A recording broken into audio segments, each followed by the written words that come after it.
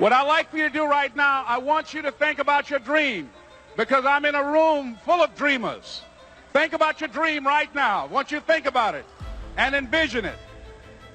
Now, ladies and gentlemen, let me share something with you.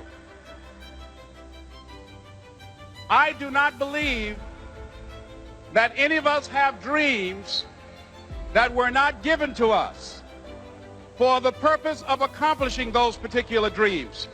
And I want to share something with you that has changed my life.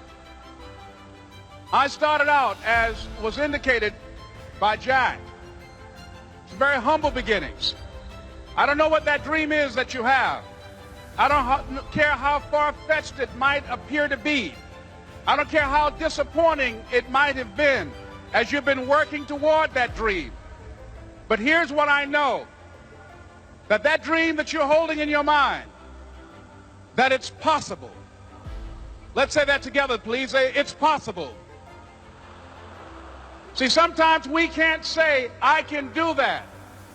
But what we can say, that it's possible that I can have my dream as we run toward it, as we work on it day in and day out. No one, ladies and gentlemen, could have convinced me when I started out just over 6 years ago, working on my dream. And I want you to think about whatever your dream is, because I was willing to take a chance. And most people won't do that.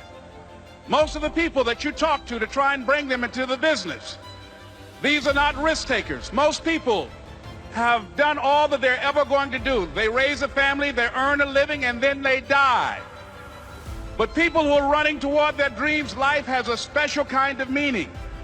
And here's what I will share with you, that in the process of working on your dreams, you are going to incur a lot of disappointment, a lot of failure, a lot of pain, a lot of setbacks, a lot of defeats. But in the process of doing that, you will discover some things about yourself that you don't know right now. What you will realize is that you have greatness within you. What you'll realize is that you're more powerful than you can ever begin to imagine. What you will realize is that you're greater than your circumstances, that you don't have to go through life being a victim. As Jack indicated, I was born in Mamie, Florida, in an area called Liberty City, in an abandoned building on a hard linoleum floor with my twin brother. We were 6 weeks of age. We were adopted. When I was in 5th grade, I was identified as EMR, labeled educable, mentally retarded, put back from the 5th grade into the 4th grade, and stayed in that category until I got out of high school. I don't have any college training, but I met a high school teacher who one day changed my life. I was waiting on another student, and when he came in, he said to me, young man, go to the board and write what I'm about to tell you. And I said, I can't do that, sir. He said, why not? I said, I'm not one of your students. He said, it doesn't matter, follow my directions now. I said, I can't do that, sir. He said, why not? I said, because I'm educable, mentally retarded. And he came from behind his desk and he looked at me.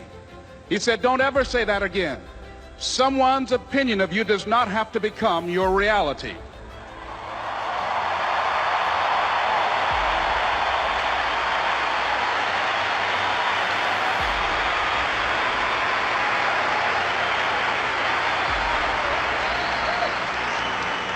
And that man, Mr. Leroy Washington, did something for me. He started planting seeds in my mind that enabled me to begin to dream, as Dexter has been doing for you. And ladies and gentlemen, I started working on my dream. And most people don't work on their dreams. Why? For many years I didn't. One is because of fear. The fear of failure. What if things don't work out? And the fear of success. What if they do and I can't handle it? The other thing is that most people, ladies and gentlemen, they get comfortable. They stop growing, they stop working on themselves, they stop stretching, they stop pushing themselves, and they end up becoming very cynical about life, and they throw in the towel on themselves and on their families and on their dreams. And the other thing is that most people don't feel worthy. What I'm doing now, I could have been doing years ago. But because I did not have a college education, because I didn't believe in myself, Because I allowed other people's opinion of me to control my destiny, I didn't act on my ideas. So I applaud you for your dreaming, for your running toward your dream. I applaud you for believing in yourself, because that's what life is about, stretching and challenging, looking for ways that you can begin to improve yourself. And ladies and gentlemen, as a result of stretching out, of acting on my dream, and I don't know what that dream is for you, I can tell you that it's possible. No one could have convinced me that after just over 6 years, I would have my own book entitled Live Your Dreams. Just over 6 years, I would have 5 specials on public television. Just over 6 years, I've done motivational speaking for AT&T, Procter & Gamble, McDonald's Corporation, Xerox, IBM. Just over 6 years. I will now have my own talk show that will premiere on Monday, Labor Day. I'm saying to you, your dream is possible. Your dream is possible. But not only is it important that you believe and begin to know that it's possible for you to live your dream as you run toward it, but I've done something that I want to share with you called Choosing Your Future. In fact, I've developed a set of tapes talking about how to begin to create your own reality by choosing your future. And not only is it important for you to know it's possible for you to choose your future, but it's necessary that you work on yourself, that you develop yourself. It's necessary that you get the energy drainers out of your life, people who don't want anything. It's necessary to know that everybody won't see it, that everybody won't join you, that everybody won't have the vision. It's necessary to know that a lot of people like to complain, but they don't want to do anything about their situation, that you are an uncommon breed. You know, you have to know within yourself that I can do this. Even if no one else sees it for me, I must see it for myself. That's necessary. It's also, ladies and gentlemen, necessary that you be creative when you're working on your ideas, that you understand the importance of changing up, of readjusting your strategies. Many times we can have a great idea, but if you're not advancing it in the right way, and things don't happen, you become discouraged and think the idea doesn't work. No, that's not true.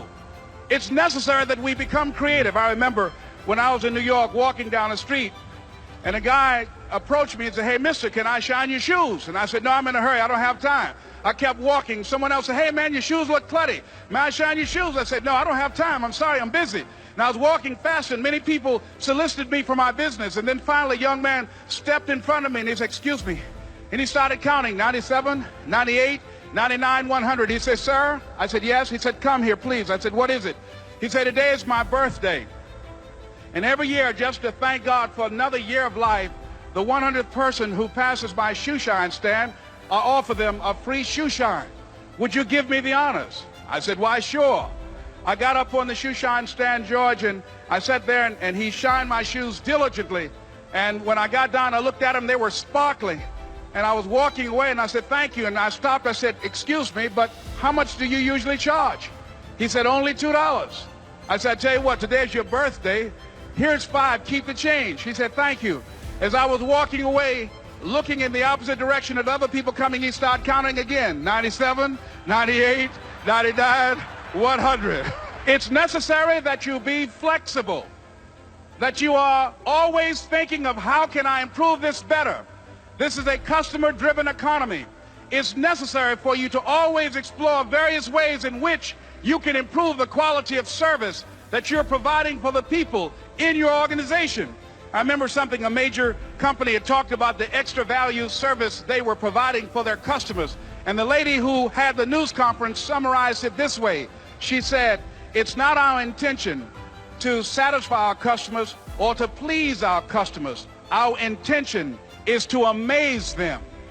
It's necessary, if you're going to compete today, that you look for ways to amaze your customers by being one of those individuals that keep your commitments, that keep your word, that's relentless. It's necessary as you work with the people that you bring into your organization, that they see that you're a good example of a person to work with, because you model integrity and determination and ambition and truth and honesty and the way in which you conduct business. The next step is, that is you. That is you. That no one can do it for you but you. And even though you face disappointments, even though you will experience some setbacks, it goes with the territory. You must understand that. I remember I was playing a game with my 9-year-old son, John Leslie, and I beat him 10 straight games in a game called Connect 4. And finally, I said, John Leslie, I'm bored. I don't want to play you anymore. And I got up. I said, I'm ready to go to sleep now. And repeat out to me, please. Let's say this together. It's not over until I win. John Leslie said, no, you can't go now, Dad. I said, why? He said, it's not over until I win. That was his attitude.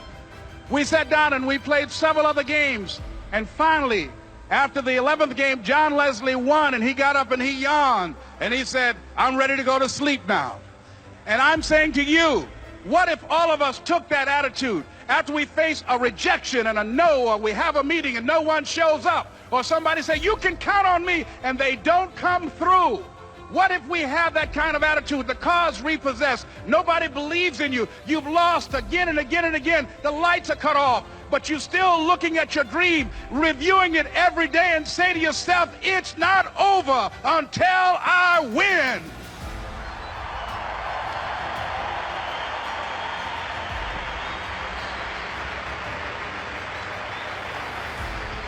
Life will yield to you. Now here's the next step. Repeat after me, please. It's possible.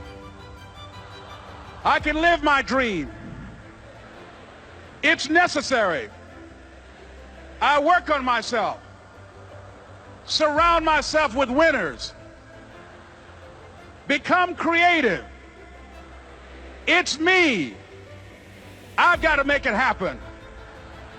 It's not over until I win.